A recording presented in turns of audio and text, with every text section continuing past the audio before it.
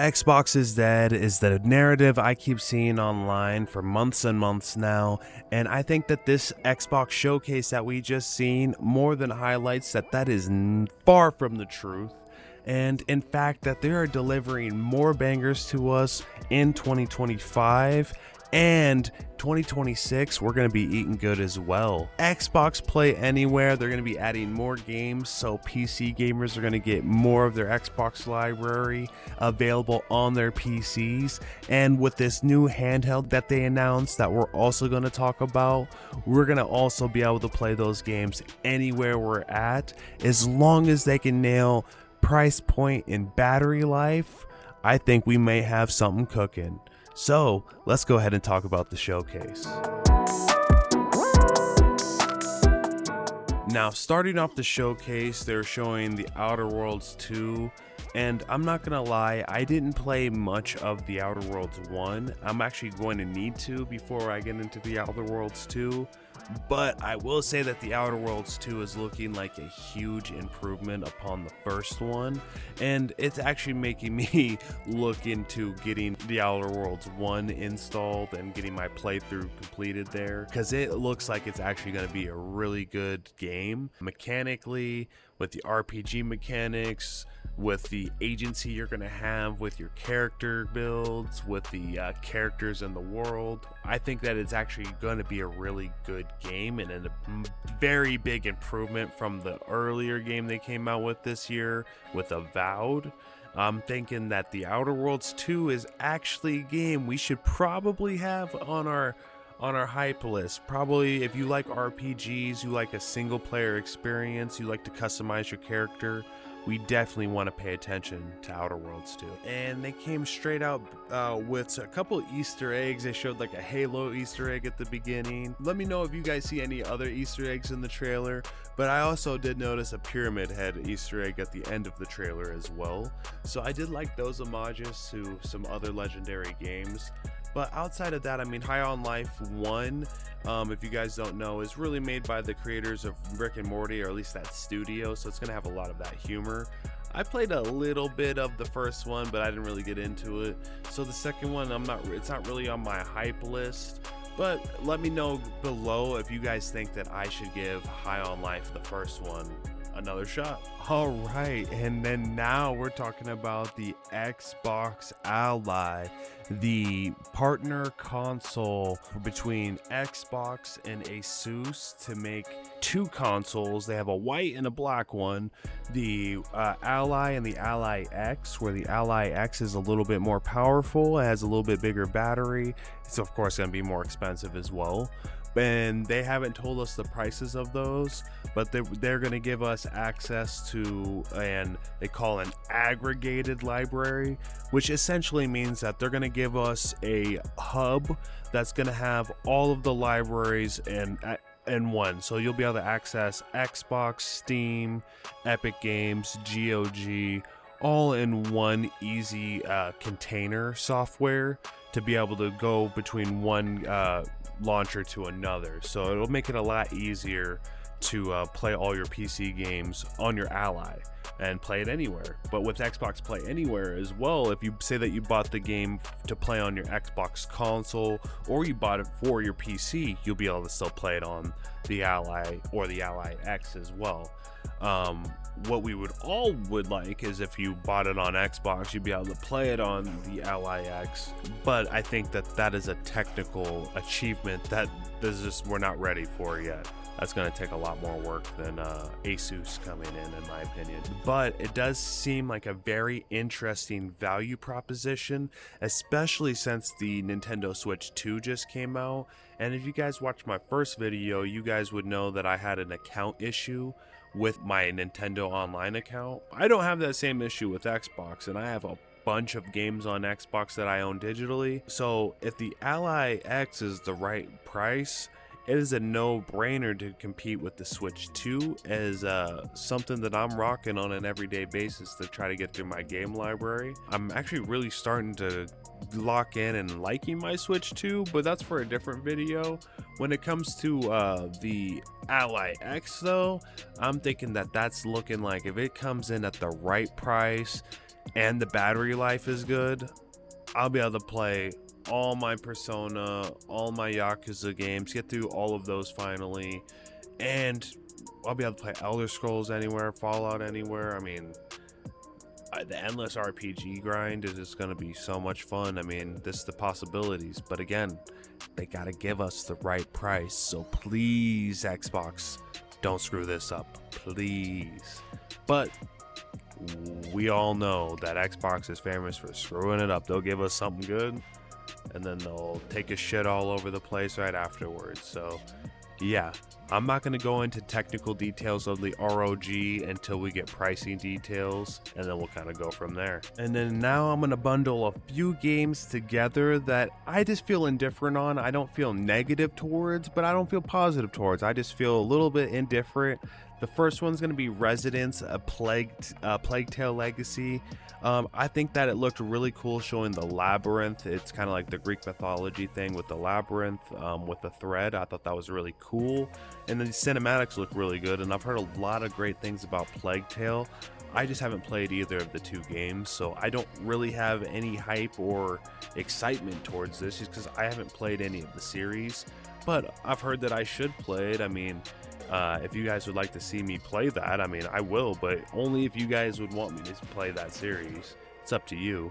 But the other one would be the Blood of Dawnwalker. It's a vampire RPG, action RPG. It's looking like it's pretty cool concept-wise, but I need to see more from that. It was more cinematic than gameplay, so I really just want to see a little bit more on that one. Another one is going to be Beast of Reincarnation from Game Freak studio, make Pokemon games. But with this one, it really, again, I need to see more from this. It looked kind of janky in certain spots, but again, I mean, what do we expect from Game Freak? I mean, their last game, Pokemon Scarlet and Violet, does not have glowing reviews for its technical stability.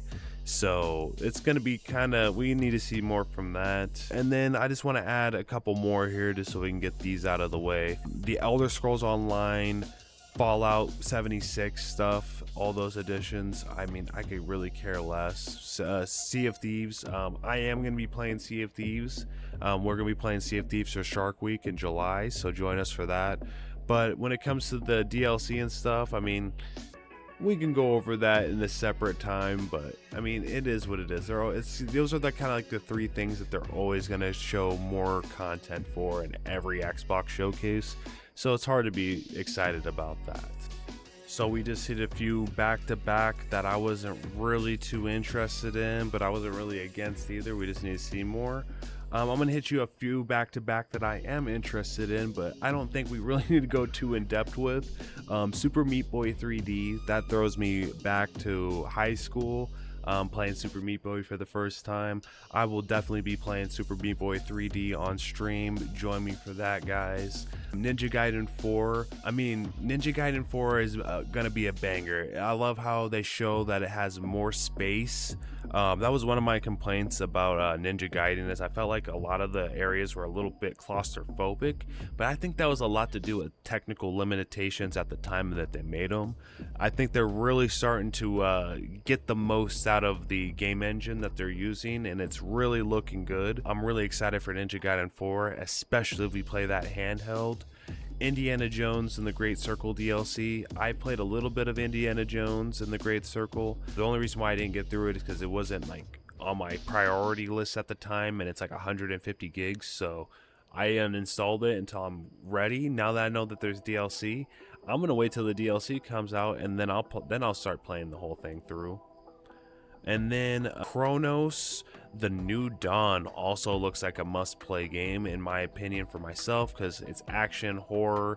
Bloober Team came out with a banger with the Silent Hill 2 remake, and I think they're gonna be firing on all cylinders after that. They have a lot of hype, and they have a lot of riding on this next game, so I think that they are going to come swinging out the park with the Chronos The New Dawn. So those are the games that I wanted to just kind of rapid fire on you. Now, a game that really took me off guard was Clockwork Revolution. When I seen that, I was like, oh boy, they're coming out with bangers.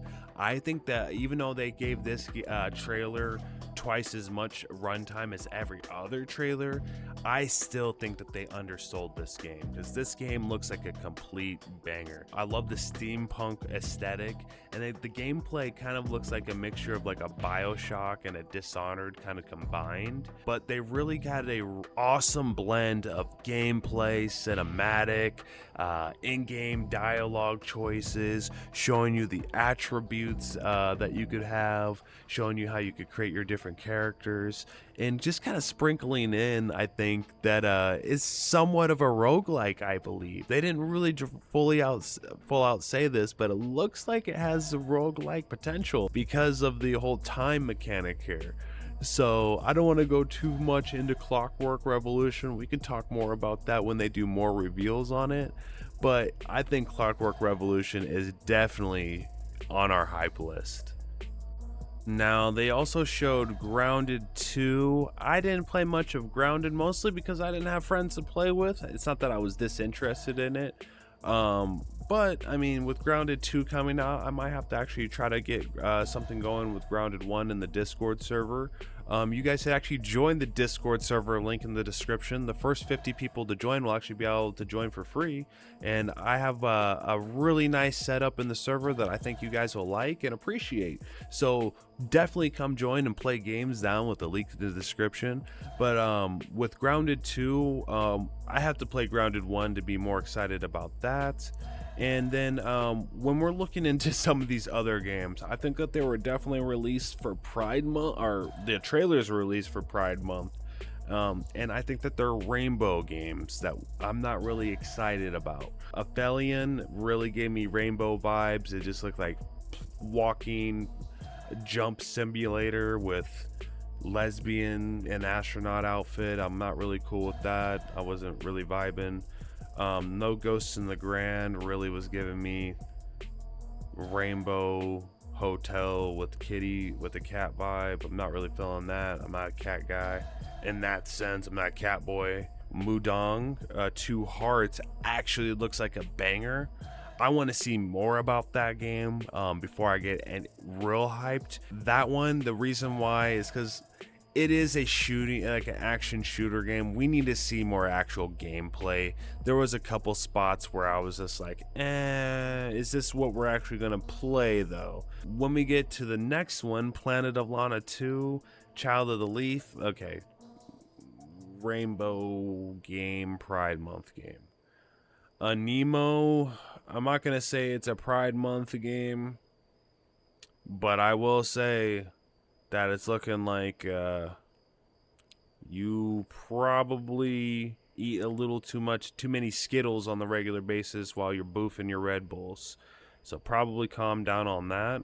I was thinking a Nemo is a no-go for me, at least for me. When we get to another one, I really love the Solo Leveling show. I think that show is a complete banger. If you haven't watched Solo Leveling, go out and watch that now. If you're looking for a show to watch, subscribe for Crunchyroll for a month or whatever. You can get like a free week if you've never subscribed before. Create a new email, whatever. Just go on there, watch Solo Leveling. If you don't like anime, I mean, I don't know what to tell you, but Solo Leveling technically isn't anime because it's a webtoon, because it's Korean. I digress. You should definitely watch Solo Leveling. If you like animation of any sort, it's high quality animation. I think you'll like it if you like good quality animation and you like video games, because it's a really good homage for high quality for animation and video games. So definitely watch it. But with the game though, I think it's going to be just like an upgrade from the gacha that they have already, so I'm not really too hype about that. Tony Hawk's Pro Skater 3 and 4, that's coming on Game Pass here soon. I'm going to play it. I mean, I'm not against playing it, but I mean, at the same time, the arcadey mechanics of Tony Hawk were cool when I was a kid. I'm just more into like more simulation type sports now. Not that Tony Hawk is bad or anything. It's just not my cup of tea anymore. But Invincible Versus, This looks like the fighting game I've been wanting. Like, holy shit, this thing looks like it's a fucking slapper. Looks brutal. I love Invincible. Again, this is another show. If you like animation, if you like animation at all, if you like superheroes, you like anything brutal, you like to watch a show that doesn't pull its fucking punch. Like, you like something like Game of Thrones before it went to shit. You like something that really doesn't pull punches, watch Invincible. This is a fucking banger show, and I think that this game, despite it looking kind of janky, like graphically in some areas, I think gameplay is king, and I think the gameplay is going to carry it, especially if they have the brutality of the show. We'll have another Mortal Kombat-esque game mixed with, it would be like a Mortal Kombat mixed with like a Capcom, Marvel vs. Capcom-esque game. So I think it's going to be a fucking fun game, and if you guys want to play more games like that, definitely join the Discord. Why do I got to say it again? Let's play games together. What are you waiting for? And then Final Fantasy VII Remake Intergrade. This is going to be a slap. Playing on the handheld. Final Fantasy on handheld. Any JRPG handheld, slapping you across your face. You're not going to want to play anything else. You're going to take it to the toilet. You're going to take it to your grandma's house. You're going to take it to work. You're going to not get work done at work because you got it there. You're going to make sure you got your extra charger in your backpack when you're at work, just to make sure that you can keep it charged while you're not getting work done at work. I mean, the possibilities are endless of how much you're not going to get done because you're playing so many JRPGs with it. But they're giving us another slapper JRPG that was exclusive locked to PlayStation, and you can play it on PC too, but I want to be able to play it anywhere. I like having the ability to play it on my TV, here at my desk setup. Yeah, I can set my PC up at my fucking TV, I know, but I don't want to do that. I don't want to do that. I want to have my desk set up here, okay? I want to have my fucking Xbox over there. I want my setup, not your setup. Do what you want to do. But I want to be able to play my games anywhere. And I like to have my setup the way it is. And there's no shame in how you like to have your setup. As long as you don't like to set up on shit. That's fine with me. But then Final Fantasy 16 is also going to be a slap anywhere, playing that anywhere handheld. I mean, that's a banger. That's a straight up banger. I don't care what anybody says. Then we're getting to the last two. We have fucking Keeper from Double Fine. And this looks like, I mean, these guys are absolutely on some fantastical drugs. Whatever drugs that these guys are on, I mean, they're performing on a high level with it. So whoever says you can't get shit accomplished on drugs, they are the proof against that. I don't know what the fuck this game is, and I don't think you do either, but just look at the screen here for a minute and you tell me. Now, look at the screen again and tell me that they are not on fantastical drugs and proving that you can get fantastic shit created while you're on it with a crazy grind set. Like, holy shit. These guys are pumping out the most mind-boggling shit that you have to be just on a whole nother fucking planet to even think of. So this game, am I excited about? I don't know what the fuck it is, so I don't know how I could be excited about it. But we can definitely check it out together as a community. But let's finish this off with the Black Ops 7 reveal. And, you know, they didn't show any gameplay. I mean, they're going to show more here in a month or two. And they said some more, stay tuned for the summer reveal. But it's a Call of Duty game. It's definitely looking like it's going to go into the future, like Black Ops 3 or 4, or 2, 3, or 4. I think it's more going to be in the lines of like Black Ops 3-ish time frame, it's looking like. But we'll see. If you guys follow the fucking story or anything, who knows? But that's just what I seen. But I mean, I thought the trailer was cool. But I mean, again, it's a fucking cinematic trailer. I think it's kind of a cardinal sin to show a cinematic trailer of a video game, no gameplay. But at least the trailer was a little bit nice, and then they ended off with an announcement for the next Call of Duty, where the state of play for PlayStation, they ended off with a fucking fighting game that's going to be on everything. So I don't really understand what they were doing there. But yes, those are my thoughts of all of the games and the handheld that was showcased in the Xbox showcase. Showcase. We got the showcase that was showcased in the showcase. So yeah, guys, those are my thoughts. I want to know what your thoughts about the showcase down below. What games are you excited about? What games do you think were looking like slop? Do you think that some of these games were released or announced for Pride Month in particular? I do, because of how some of them looked. That's why I gotta lower the down. If I had to give this an overall rating to finish the video, between a 1 and a 10, I would give this an 8. Minus 2 points, mostly because of the Pride Month slop that they put out in the trailer. And I don't care what your preferences are. I just don't want to be. I don't want it in the game. I don't want this I don't want this stuff blasted in the game. Like, we don't need to play a space lesbian walking through the snow on Pluto. Like, that, no, I don't want to do that. Like, if you want to make me be able to create my character to become a space lesbian on my own fruition, then let me do that. But I'm not. If you're gonna force me to be a space lesbian, then I'm out. So with that being said, like the video, subscribe if you don't want to play space lesbian games, and if you want to see more content like this, definitely join in the Discord. I'm gonna keep it as free as I can for the early members of the community. If I want to keep an active community, so I definitely would love for you to join. And I don't want to have to charge you guys, but I will have to paywall to keep out trolls and spammers. So love it. Let's get it. See you guys in the next video.